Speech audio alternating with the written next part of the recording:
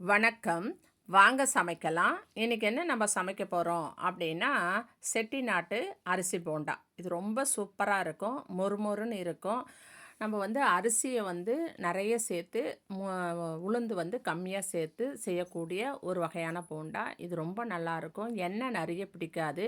குழந்தைகளுக்கு நம்ம தாராளமா இத செஞ்சு குடுக்கலாம். இது சிவப்பு சட்னின்னு சொல்லுவோம் இல்லையா? கார சட்னி. அத வச்சும் சாப்பிட்லாம். இந்த மாதிரி தேங்காய் சட்னி வச்சும் சாப்பிட்லாம். இது எப்படி செய்யணும் அப்படின்னு சொல்லி பார்ப்போம். அதற்கு முன்னாடி நம்ம சேனலை சப்ஸ்கிரைப் பண்ணிட்டு, பக்கத்துல இருக்க பெல் பட்டன அழுத்தி வச்சுக்கோங்க. இது எப்படி செய்யணும் அப்படின்னா, 1 கப்பு நம்ப புழுங்கல் அரிசி எடுத்துக்கங்க. இட்லி அரிசியும் எடுத்துக்கலாம். இல்லன்னா நம்ம சாப்பாடு அரிசியும் எடுத்துக்கலாம். அது மாரி 1 கப்ப புழுங்கல் அரிசி, 1 கப்பு உளுத்தம்பருப்பு. இது 2த்தையும் 2 மணி நேரம் ஊற வச்சா போதும்.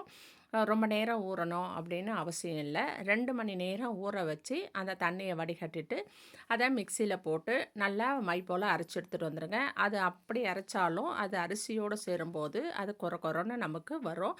அதனால நீங்க அந்த மாரி அரைச்சு எடுத்துட்டு வந்துருங்க. அதா கூட கொத்தமல்லி, புதினியா இருந்தா புதினியா போட்டுக்கோங்க. கருவேப்பிலை, வெங்காயம் நல்லா 1 கப் அளவுக்கு நல்லா நைஸா கட் பண்ணி போட்டு, இஞ்சி கொஞ்சம் ஒரு பெரிய சைஸு அத சின்ன சின்ன பீஸா கட் பண்ணி போட்டுக்கோங்க. பச்சை மிளகா ஒரு 3 அதையும் நல்லா கட் பண்ணி போட்டுக்கோங்க.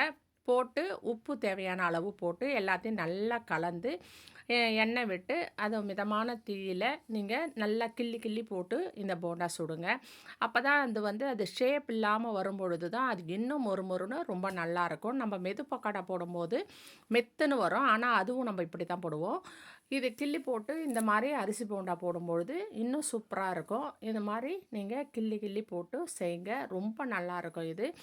இளந்தீயிலேயே நல்லா மெதுவா வச்சு நீங்கள் திருப்பி போட்டு எடுத்துக்கோங்க. எல்லாம் சிவப்பா ஆகும் பொழுது அது பார்க்குறதுக்கும் ரொம்ப நல்லாயிருக்கும். சாப்பிட்றதுக்கு நல்லாயிருக்கும். எண்ணெய் நிறைய பிடிக்காது. உடம்புக்கும் இது ரொம்ப நல்லது. புளிப்புத்தன்மையும் இருக்காது. அதனால் கண்டிப்பாக ஒரு முறை இந்த மாதிரி நீங்கள் ட்ரை பண்ணி பாருங்கள். இது கூட நம்ம கார சட்னி அப்படின்னு சொல்லுவோம் இல்லையா? வெறும் தக்காளிய நம்ம அரைச்சு போட்டு காரம்லாம் போட்டு செஞ்சு வைக்கலாம். இல்லைன்னா அது கூட ஒரு வெங்காயம் சேர்த்து அந்த மாதிரி நல்லா நம்ம கார சட்னி வைக்கலாம். தேங்காய் சட்னி இது எல்லாத்து கூட ரொம்ப சூப்பரா இருக்கும். இந்த ஈவினிங் டைமில் குழந்தைங்க வந்தால் இந்த மாதிரி செஞ்சு ஸ்நாக்ஸாகவும் இதை நீங்கள் பயன்படுத்தலாம். கண்டிப்பாக இதை ஒரு முறை ட்ரை பண்ணி பாருங்கள். இந்த வீடியோ உங்களுக்கு பிடிச்சிருந்தா சப்ஸ்கிரைப் பண்ணி பக்கத்தில் இருக்க பெல் பட்டனை அழுத்தி வச்சுக்கோங்க. நான் தினந்தோறும் ஒரு பதிவு போடுவேன். அது உங்களுக்கு பயனுள்ளதாக இருக்கும். நன்றி. வணக்கம்.